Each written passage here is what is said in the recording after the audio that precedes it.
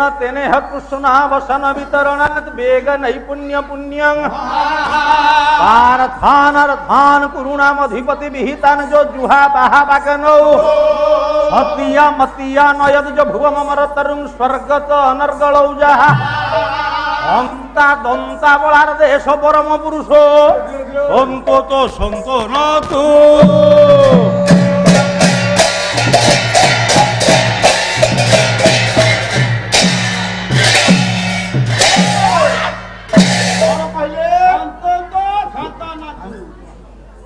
विश्वकर्ता विश्वपिता विश्वव्यापक अनादिकंद सच्चिदानंद जगताधार विश्वाधार सत्यनारायण महाप्रभु पादपद्म नवग्रहर अधिनायक प्रभु शनिश्चर प्रांगण रुंडीभूत मोर समवेत साहित्यानुरागी भावग्राही रसग्राही कोविदे उत्कलीय कला कल्लोलिनी कल्लोल स्नाता ममाराधिया वरेण्या शुद्ध आचरणशीला माँ भौणी माने ए देशर भविष्यत श्रद्धेय कुनाकुनी माने समस्त को अभिवादन जन सारा 5 दिन व्यापी प्रतियोगितामूलक पालार प्रथम दिनर प्रथम स्तबक पूर्वसूरी मानक धारा को अनुकरण करी प्रारंभिक पर्यायर कवि सूर्य बलदेव रथंक रचित किशोर चंद्रानंद चंपू बही छांदटे पाठ कर सार माने पाला केवल ओडिशा रे होनी वरिष्ठ गायक माने अछंती बिहार रे पाला हो छत्तीसगढ़ रे पाला हो आपण मानकर राज्य ओडिशा बाहर भी पाला हो गोटे बही जो बहीर चाहिदा ओडिशा बाहर भी अच्छी आज्ञा से बही हूँ किशोर चंद्रानंद चंपू जो चंपू रचना शुणा ओडिशा नहीं बाहर भी लोक भल पाती कवि सूर्य बलदेव रथंक रचित गोटे बही आज्ञा से चंपू बहीर प्रथम पृष्ठार ए श्लोकटी कवि लिखिले जे न तेने कृष्णा जेना कृष्णा किए सारे मो मामू ससुरंकर झियो मो साड़ी तो टिके लाज लागुनी तुमको आउ किछि जणा पड़नो थला के पळे के डाकी प्रथम रु स्टार्ट कलोनी अरे जेना एठी तो घर मो घर कथा पड़ीनी ताले वर्तमान मु साहित्य पुराण कथा कहिबी तू ता अर्थ कहिबो ओह साहित्य क्षेत्र पुराण रे कृष्णा किए द्रौपदी को अन्य नाम होची कृष्णा ना एते बेले को ठीक बाटू कहला जो ठाकुर द्रौपदी को वस्त्र प्रदान करिथिले आज्ञा कवि लिखिले बलदेव रथ हंता दंता बड़ा हंता हंता हंता अरे रवि हंता तू श्लोक लिखने पर सारे मु गायक थली हां ये बहुत ज्ञान हमारे मु प्रोफेशन होई तू एतर श्लोक लिखे हां अपना बोले हंता माने हंताई की खाइबो हां दंता माने दांतरे चबे दंता हाथी को आज्ञा जो ठाकुर मृत्यु मुखर रक्षा करथिला सियादी आपण मानकु शनिश्चर प्रांगण रे कल्याण करिवे बलदेव रथ गले से ठाकुर के जानिचु लेखिले बांका लिखिले रे बोले उषापति ता कपि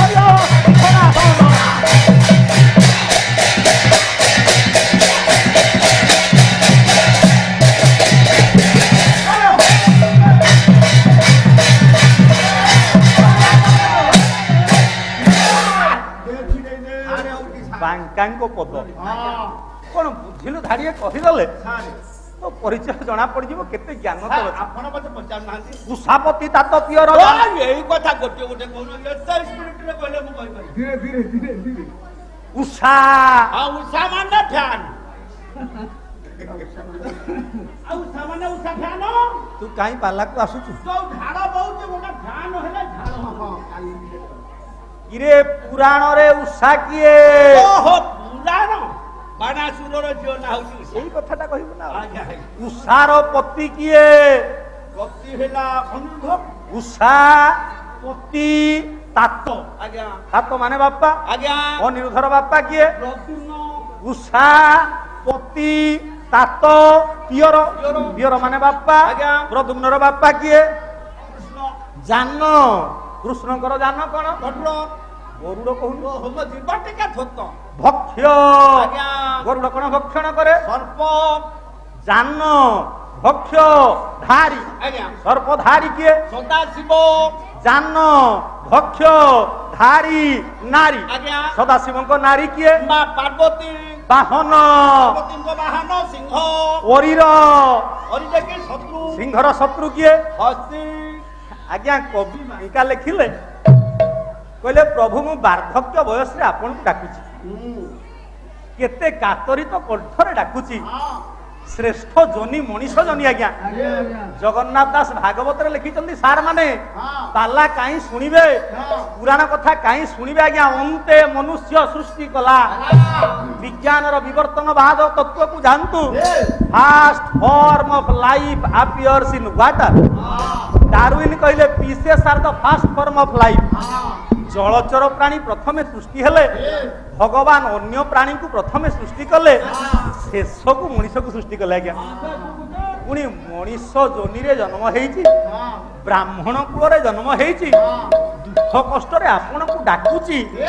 ମୋ ଡାକ ଆପଣ ଶୁଣୁନାହାନ୍ତି, କିନ୍ତୁ ପୁରାଣରେ ମୁଁ ଶୁଣିଛି ମଣିଷଠୁ ନିଚ ଜନି ପଶୁ ଜନି ନା। ଆଜ୍ଞା ଗୋଟେ ହାତୀ ଡାକିଲା, ହାତୀ ଡାକିଲା ନା ଗଜେନ୍ଦ୍ର ଡାକିଲା, ତା ଡାକ ଶୁଣିକି ଆପଣ ଆସିଲେ, ଗଜେନ୍ଦ୍ରକୁ ରଖିଲେ। ଆଜ୍ଞା ଆପଣଙ୍କ ଗାଁରେ ଦି ଜଣଙ୍କ ଭିତରେ ଝଗଡା ହବ, ଶର୍ମା ସାର୍ ମଧ୍ୟସ୍ଥତା କରିକି ଆସିବେ, ଜଣକୁ ମାରିଦେବେ ଜଣକୁ ରଖିବେ କି? ଆଜ୍ଞା ଜଣକୁ ମାରିଦେବେ ଜଣକୁ ରଖିବେ।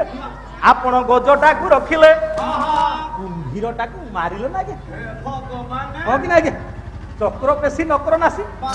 ଗଜଟାକୁ ରଖିଲେ କାହିଁକି, କୁମ୍ଭୀରଟାକୁ ମାରିଲେ କାହିଁକି?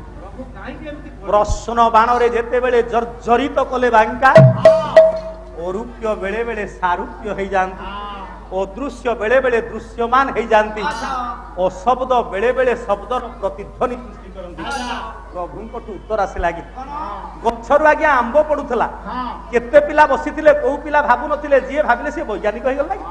ନ୍ୟୁଟନ ବୈଜ୍ଞାନିକ ହେଇଗଲା। ଆଜ୍ଞା ଏ ଉତ୍ତରଟା ପଡିଲା ଯଦୁମଣିଙ୍କ କାନରେ। ବହି ହଉଛି ପ୍ରବନ୍ଧ ପୂର୍ଣ୍ଣଚନ୍ଦ୍ର, କବି ହେଲେ ଯଦୁମଣି ମହାପାତ୍ର। ଗଜକୁ ରଖିଲି କାହିଁକି, କୁମ୍ଭୀରଟାକୁ ମାରିଲି କାହିଁକି? ବାଙ୍କା ପଚାରିଲେ, ପ୍ରଭୁ ଉତ୍ତର ଦେଲେ, ବାୟକ ରାଗ ପଡିବ କାମୋଦି। ତାଳ ହଉଛି ତ୍ରିପଟା। ଏ ନାଗର ଅବରଣାରୀ, ନାଗର ଅବରଣାରୀ ପତି ବିହାର ବାରି, ନାଗର ବରଣାରୀ ଗତି ବିହାର ବାରି। ନା হইলে বা হইলে দুইবা দেবে, ভুবরায়াকু দেবে, মূল করিমা ভুবরায়াকু দেবে।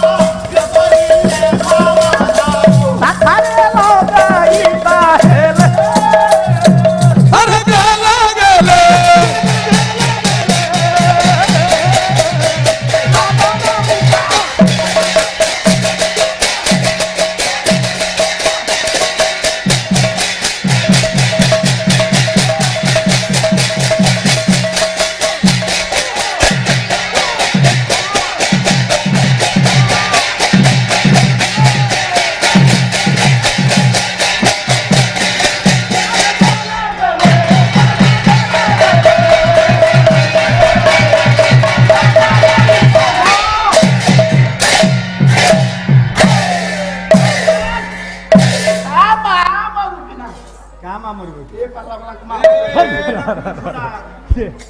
ଜେନା ଆଜ୍ଞା ଆଜ୍ଞା ମାନେ ବାପା ମାନେ ଆପଣ 50 ବର୍ଷ ତଳେ ଯାତ୍ରା ଦେଖିଥିବେ ସେତେବେଳେ ଯାହା ଯାତ୍ରା ଏବେ ସେ ଯାତ୍ରା ନାହିଁ ଆଜ୍ଞା ପରିବର୍ତ୍ତନ 50 ବର୍ଷ ତଳେ ଆଜ୍ଞା ଆପଣଙ୍କ ବେଳେ ବାପା ପୁଅ ପିଲା ଝିଅ ପିଲା ରୋଲ କରୁଛନ୍ତି ହଁ କି ନା ଆଜ୍ଞା ପୁଅ ପିଲା ଶାଢୀ ପିନ୍ଧିକି ଝିଅ ପିଲା ରୋଲ କରୁଛନ୍ତି ଏବେ କିନ୍ତୁ ଏବେ ଯାତ୍ରା କଲେ ଗାଁରେ ବି ଝିଅ ପିଲା 3ଟା ଆର୍ଟିଷ୍ଟ ଆସିବେ ନା କିନ୍ତୁ ପାଲା ଆଜ୍ଞା 100 ବର୍ଷ ତଳେ ଯାହା ଥିଲା ଏବେ ବି ସେୟା ନାହିଁ ହଁ କି ନା ଆଜ୍ଞା 5 ବାଦ୍ୟରୁ 6 ବାଦ୍ୟ ନାହିଁ 5ଟା ବାଦ୍ୟ କାହିଁକି ଆଜ୍ଞା ଗଣେ ନାରାୟଣ ରୁଦ୍ରେ ଅମ୍ବିକେ ଭାସ୍କରେ 5ଟା ଦେବତାଙ୍କର 5ଟା ବାଦ୍ୟ ନାହିଁ ଆଚ୍ଛା ଗଣେ ନାରାୟଣ ରୁଦ୍ରେ ଅମ୍ବିକେ ଅମ୍ବିକେ ହେଲେ ବା ଦୁର୍ଗା ଭବାନୀ ନା ଆଜ୍ଞା ଦୁର୍ଗାଙ୍କର ପ୍ରତୀକାତ୍ମକ ବାଦ୍ୟ ଗୋଟେ ବାଳିଆ ପାତ୍ରରେ ଘୁଙ୍ଗୁର ରହୁନି ଆଜ୍ଞା ଗୋଟେ ପାଳିଆ ପାତ୍ରରେ ଘୁଙ୍ଗୁର ରହୁନି ଆଜ୍ଞା ଏ ଘୁଙ୍ଗୁରଟା ହଉଛି ଦୁର୍ଗାଙ୍କ ବାଦ୍ୟ ଗଣେଶଙ୍କର ବାଦ୍ୟ କରତାଳି ନାହିଁ ଗଣେଶଙ୍କର ବାଦ୍ୟ କରତାଳି ପାଲାରେ ରହିବ ନା ଆଜ୍ଞା ଗଣେ ନାରାୟଣ ରୁଦ୍ରେ ମହାଦେବଙ୍କର ମୃଦଙ୍ଗ ନାହିଁ ମହାଦେବଙ୍କର ମୃଦଙ୍ଗ ଭାସ୍କରେ ସୂର୍ଯ୍ୟଙ୍କର ପ୍ରତୀକାତ୍ମକ ବାଦ୍ୟ ହଉଛି ଝାଞ୍ଜ ନାରାୟଣଙ୍କର ମଦିରାଟା ଚାମରଟା ଲେଖା ହେଇଛି ଲକ୍ଷ୍ମୀ ବିଲ୍ୱବନେ ଗାୟକ କାହିଁ ଚାମର ଧରେ ପଦମ୍ବେ କୁସୁମେ ଦିବ୍ୟାଙ୍ଗନା କୁଞ୍ଜରେ ଶ୍ଵେତ ଚାଶ୍ୱଗଣେ ବୃଷେଶ୍ଚ ଧବଳେ ଧୋରେ ଛତ୍ରେ ଚମରେ ଚାମରରେ ଲକ୍ଷ୍ମୀ ରହନ୍ତି ଲକ୍ଷ୍ମୀଙ୍କୁ ଧରି ନାରାୟଣଙ୍କର ସେବା କରାଯାଏ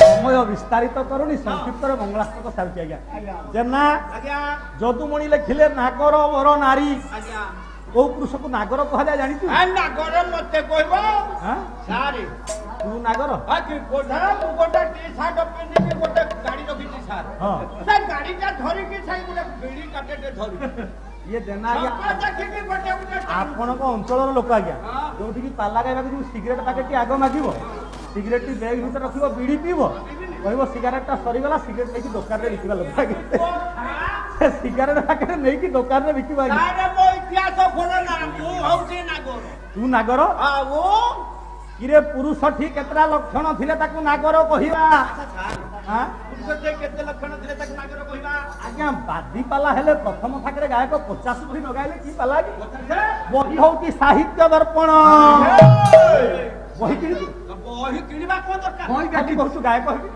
ବହି ମୁଁ ରଖିଛି ଆଜ୍ଞା କବି ହେଲେ ବିଶ୍ୱନାଥ କବିରାଜ ନାଟ୍ୟଙ୍ଗେ ଚିତ୍ର ଗୀତ ବାଦ୍ୟ ନିପୁଣ ବଂଶୀଶ୍ୱର ନାଳାପ ନେଇ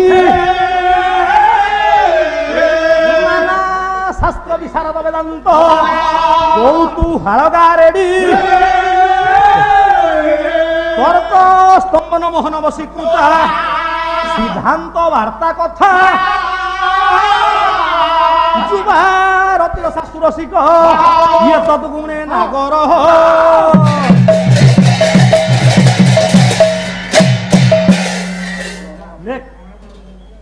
ସବୁ ପୁରୁଷ ନାଗର ହେଇପାରିବେନି ଆଜ୍ଞା ପାଲା ଶିକ୍ଷଣୀୟ ଏଠି ତ କାଗଜ କଲମ ନାହିଁ ମୁଁ ଏଇଆକୁ କାଗଜ କଲମ କରିଥିଲି କୋଉଟା କାଗଜ କାଗଜ ଏଇ ଝାଡୁଟା କଲମ ଏ କାଠିଟା କାଳି କାଳି ତା ଭାତ ଧରି ଆମକୁ ମାରି ନାଟ୍ୟଂ ଚିତ୍ରଂ ଗୀତଂ ବାଦ୍ୟ ବଂଶୀସ୍ୱନ ନାନା ଶାସ୍ତ୍ର ସମ୍ମୋହନ ଆକର୍ଷିତ ମଧୁର ବ୍ୟବହାର ଏତକ ଗୁଣ ଯାଠି ଥିବ ସିଏ ନାଗର ସାରେ କୁଆଡେ ବୁଲେଇ ବୁଲେଇ ଆମକୁ କାହିଁକି ରଖିବେ ଆମେ ନାଗର କହିଲେ ପସନ୍ଦ ହେଲାନି ଏଗୁଡାକ ସବୁ ଯାକ ତମ ଗାୟକ ଉଠେଇ ଅଛି ନାଇଁ ରେ ଜେନା ଜେନା ଆଜ୍ଞା 4 ବେଦ 108 ପୁରୁଷ କିଏ ମନେ ରଖିବ ଏତେ ଶିଖି ନାହାନ୍ତି କେହି ଏ ଦୁନିଆରେ କୋଉ ପୁରୁଷ ନାଗର ନାହିଁ ଆଜ୍ଞା ଭଗବାନ ନାଗର ନାହିଁ ଶ୍ୟାମ ନାଗର ହେ ଯଦୁମଣି କହିଲେ ପ୍ରଭୁ ନାରାୟଣ ଆପଣ ନାଗର ନୁହନ୍ତି ନା ଆପଣ ନାଗର ବର ତମେ ହଉଛ ନାଗର ବର ବର ମାନେ ବର ଗଛ तो पादरू धूली टिके देलु काई सारे दे दे पिला माने के तां ज्ञान बढी नाही सारे आपण तो कहले बोर ना अरे बोर माने श्रेष्ठ ओहो बोर माने श्रेष्ठ आज्ञा जदुमणि कहले प्रभु आपण नागर श्रेष्ठ तमे श्रेष्ठ नागर गज को काई रखिले मां माने राम थिबारु राम राज्य राम थिबारु राम राज्य हां कि नाही ए गज थिबारु मां माने गजठु गोटे जिंस पाइजो मो बुझे आउची କୁଆଡେ ଯାଉଛୁ? ଏ ମା ମାନେ କଥା ଆରେ ଥୋବରା ମୁହାଁ ଆମକୁ ହେଲେ ଟିକେ ତୋତେ ଟିକେ ଲାଜ ଲାଗିବା କଥା। କାହିଁକି? ତୋ ଘର ଏଇଠି ତୁ ଏଠିକି ଯାଉଛୁ। ପଇସା ମୋ ଧରିଲେ ଲାଜ ଲାଗିବ। ଆଉ ଗୋଟେ ବାଡି ଧରିକି ଆସିବଟି। ଆଜ୍ଞା ଦେଖନ୍ତୁ ମା ମାନେ କଣ ରଖିଲେ ହସି ଠଉ କଣ ପାଇଛି? କିରେ ପୁରାଣ ପଢିଲେ ଜାଣିବୁ ସିନା। ମା ମନେ ପକଉଛନ୍ତି ସେ କାଇଁ କହୁଛନ୍ତି? ନାରୀ ମାନେ ଗଜଠୁ ମା ମାନେ ଗୋଟେ ଜିନିଷ ପାଇଛ। ମା କଣ ପାଇଛ କହିଦିଅ।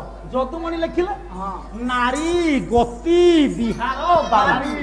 ସାହିତ୍ୟିକ ମାନେ ଆଜ୍ଞା। ନାରୀର ଗତିଟାକୁ ଆଜ୍ଞା ହଁ। ଗଜର ଗତି ସହିତ ତୁଳନା କରନ୍ତି। ହଁ ହଁ ଆଁ? ହଁ ନାରୀ ଗତି ବି ଗଜ ଗତି କହନ୍ତି ନା।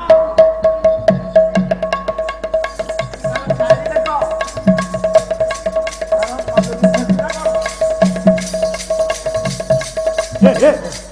ଇଏ ରାତି 11ଟାରେ ଏଠିକି ପଳଉନୁ। ଏ ଶାଢ଼ୀ ମୋ ପେଟେ ଫୋନ ନୁହଁ। ଲାଜ। ଗାଈ ମର କରେ ଏତେ କମ ଫସକ। ନା ତାଡକି ରୋଲ ହେଲେ ମିଟିଂ ହବ। ମୋହି ରହିଲେ ନୁହଁ। ତାଡକି ରୋଲ ହେଲେ ମିଟିଂ ହବ ନାଇଁ। ଓ ମାଇ ରଡ। ନିର୍ଲଜ। ମା ମାନେ ଆପଣ ମାନଙ୍କ ଚାଲିଟାକୁ ସାହିତ୍ୟିକ ମାନେ ଗଜ ଗମନି କହନ୍ତି। ଯଦି ଗଜ ନଥାନ୍ତା ଗଜ ଗମନି ଶବ୍ଦଟା ଆସିଥାନ୍ତା କି? ନାଇଁ ନାଇଁ ନାଇଁ। ଭଗବାନ କହିଲେ ଏଇଥିପାଇଁ ଗଜକୁ ରଖିଲି। ବାଙ୍କା ଛାଡିବେନି।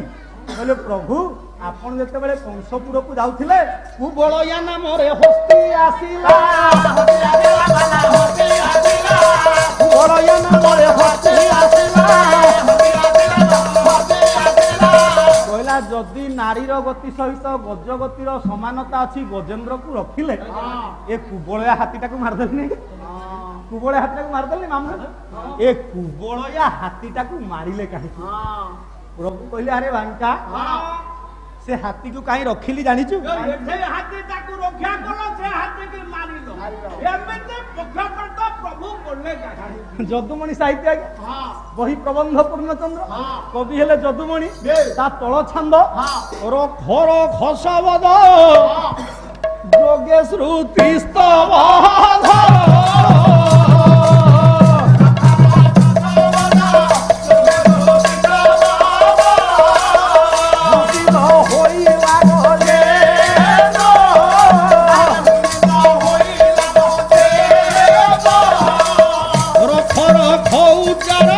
କେତେ ବୋଲିବେ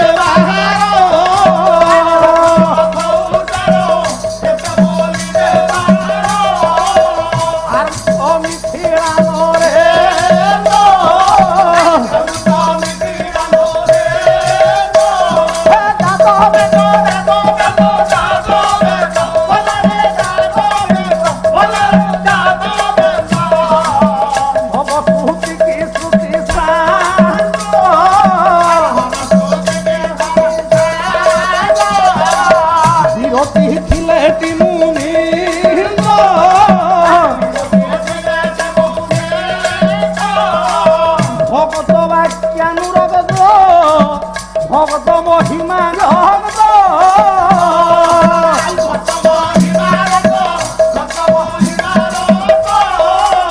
অবধ্য শরণ বারি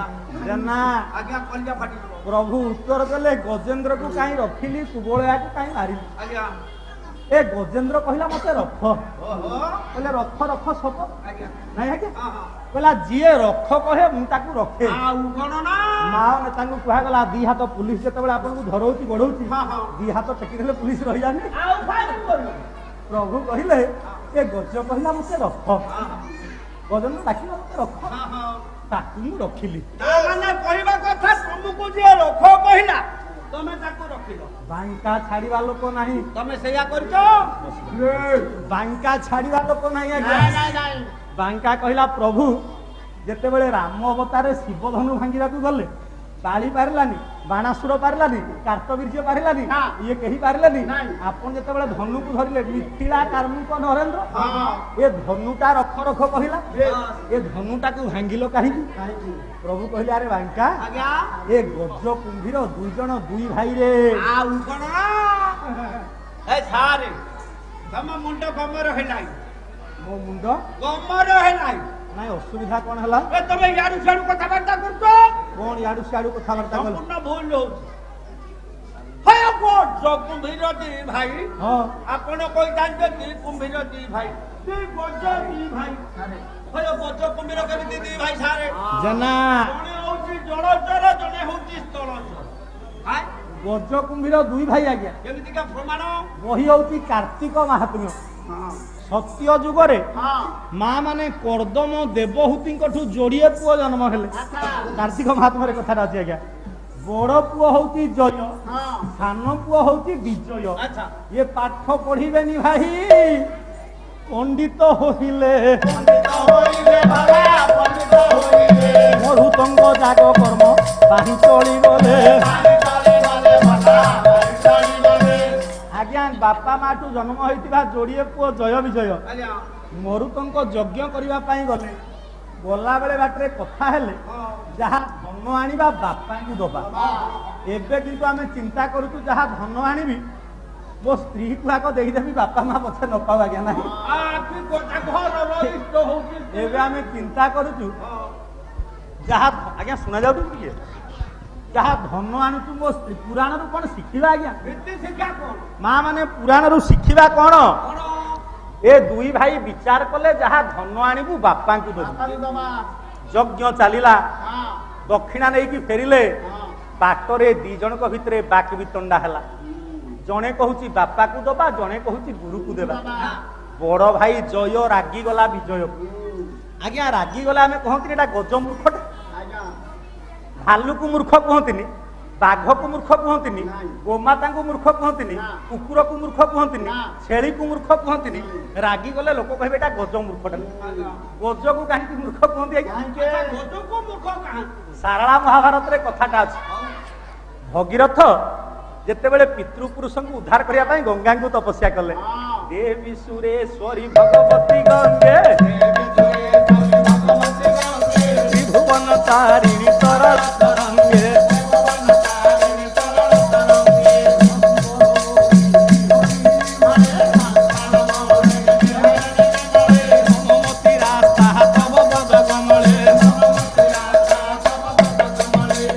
ଆଜ୍ଞା ପୁରାଣ କହୁଛି ପୁଅ ମାନେ ଭଗୀରଥ ଭଳିଆ ପୁଅ ହୁଅ।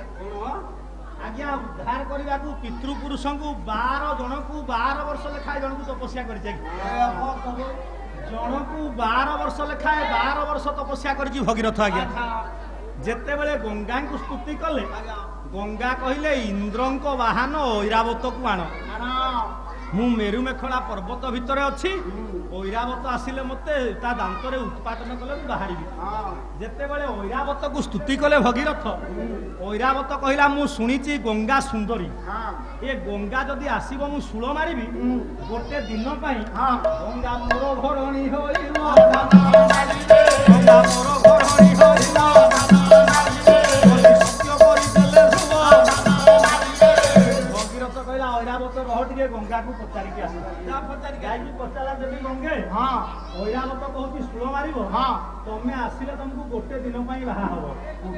ଗଙ୍ଗା କହିଲେ ମୁଁ ତାକୁ ବାହା ହେବି, କିନ୍ତୁ ମୁଁ ହଉଛି ତରଳ, ପଢିଲେ ମୁଁ ବହିଯାଏ। ମୁଁ ପର୍ବତ ଭିତରୁ ବାହାରିଲେ ଏ ଗଜକୁ ଗୋଟେ ଧକ୍କା ଦେବି। ଯଦି ମୋର 5ଟା ଧକ୍କା ସହିବ ମୁଁ ଜାଣିବି ସେ 1 ନମ୍ବର ଅଣ୍ଡିରା କି ମର୍ଦ୍ଦନା। ସ୍ତ୍ରୀର ଠେଲାଟା ଯଦି ସହିଲା ସିଏ ମର୍ଦ୍ଦନା ଆଜ୍ଞା। ଗଜ ମାରିଲା। ଐରାବତର ଆଜ୍ଞା ଯୋଡ଼ିଏ ଶୁଣ୍ଢ 4ଟା ଦାନ୍ତ, 4ଟା ଦାନ୍ତ ଆଜ୍ଞା। ଏବେ ଚିତ୍ରରେ ଦେଖିବା ଆଜ୍ଞା 3ଟା ଦାନ୍ତ ଅଛି, ଗୋଟେ ଦାନ୍ତ ନାହିଁ। କାହିଁକି ନାହିଁ ସାରେ? ଯେତେବେଳେ ଶୂଳ ମାରିଲା 3ଟା ଦାନ୍ତ ବାହାରିଲା, ଗୋଟେ ଦାନ୍ତ ବାହାରିଲାନି ଆଜ୍ଞା। ସେଟା କୋକରା ଦାନ୍ତ ବୋଲି ବାହାରିଲା। କୋକରା ଦାନ୍ତ ନାଇଁ ରେ, ଭାଙ୍ଗିକି ରହିଗଲା। ଯୋଉଠି ତାରକାସୁର ତ୍ରିଶୂଳଟା ମାରିଥିଲା ସେଇଠି 3ଟା ଦାନ୍ତ ଭିଡ଼ ହେଇଗଲା। ଗଙ୍ଗା ଦେବୀ ଆସିଲେ, ଗୋଟେ ଧକ୍କା ମାରିଲେ, ଗଜ ରାଜ ଗଡ଼ି ଗଡ଼ି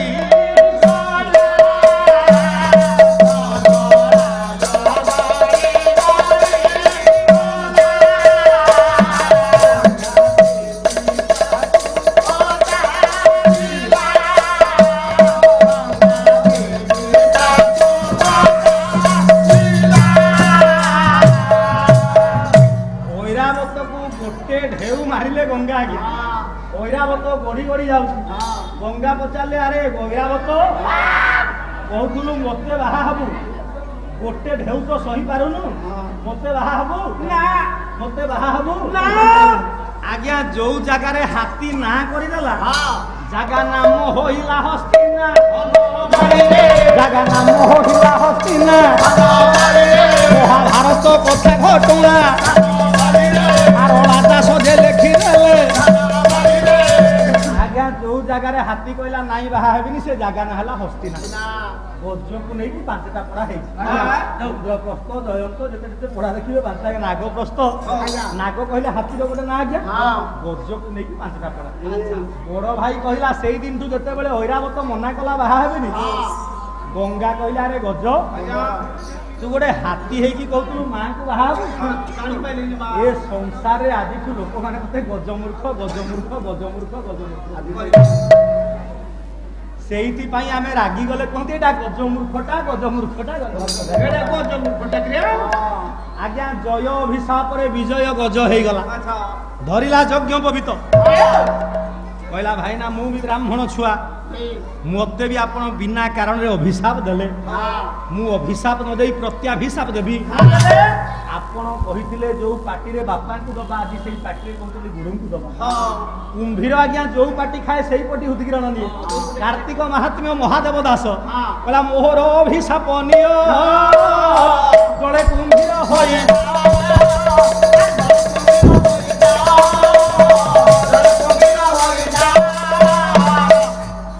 ଆଜ୍ଞା ଦୁଇ ଭାଇ ପରସ୍ପର ପ୍ରତି ଅଭିଶାପ ଦେଇକି ଗଜ କୁମ୍ଭୀର ହେଇଗଲେ ପୁରାଣ କଣ ଶିଖେଇଲା ଆଜ୍ଞା ଗୋଟେ ପରିବାରରେ ବର୍ତ୍ତମାନ ଆମେ ଦୁଇ ଭାଇ ବାକ ବିତଣ୍ଡା ହେଇକି 2 ଜଣ ଅଲଗା ହେଇଯାଉନି ଆଜ୍ଞା ଆଜ୍ଞା ହେଇଯାଉଛି ନା ନାହିଁ ପଛେ ଅଲଗା ଲୋକ ନଉ ମୋ ଭାଇ ପୁଅ ଭଲ ନ ପଢୁ ମୋର ପୁଅ ହଉ ମୋ ଭାଇର ପୁଅ ନ ହଉ ମୁଁ ଭଲ ଘର କରିକି ରହେ ମୋ ଭାଇ ଦୁଃଖରେ ରହୁ ମୋ ସ୍ତ୍ରୀ ଭଲ ଶାଢୀ ପିନ୍ଧିବ ମୋ ପୁଅ ଇଂଲିଶ ମିଡିୟମ ସ୍କୁଲରେ ପଢିବ ମୋ ଭାଇ ପୁଅ ଗାଁ ସ୍କୁଲରେ ପାଠ ପଢିବ ସହରରେ ରହିବନି ହଉନି ଆଜ୍ଞା ଏ 2 ଜଣ ଯାକ ହେଇଗଲେ ନାରାୟଣକୁ ଡାକିଲେ ନାରାୟଣ ଆସିଲେ କହିଲେ ଯୋଉ ଦିନ ଏକାଠି ହେବ ସେଇ ଦିନ ଉଦ୍ଧାର କରିବି ଆଜି ଡାକିଛନ୍ତି ପ୍ରଭୁ ଆସିଛନ୍ତି ଖାଲି କୁମ୍ଭୀରକୁ କାଟିକି ନେଇନାହାନ୍ତି ଆଜ୍ଞା ଗଜକୁ ବି ନେଇଗଲେ 2 ଜଣ ଯାକ ଠାକୁରଙ୍କର 2 ଦ୍ୱାରପାଳ ହେଲେ ଆଜ୍ଞା ଯାହାକୁ ଆମେ ଜୟ ବିଜୟ କହୁ ସେଇ ଠାକୁର ପ୍ରଥମ ରଜନୀର ପ୍ରଥମ ସ୍ତବକରେ ଏ ସ୍ଥାନରେ ଆବିର୍ଭୂତ ହେଇ ସମସ୍ତଙ୍କର କଲ୍ୟାଣ କରନ୍ତୁ ବୋଲ ସର୍ବେ ଆନନ୍ଦେ କବା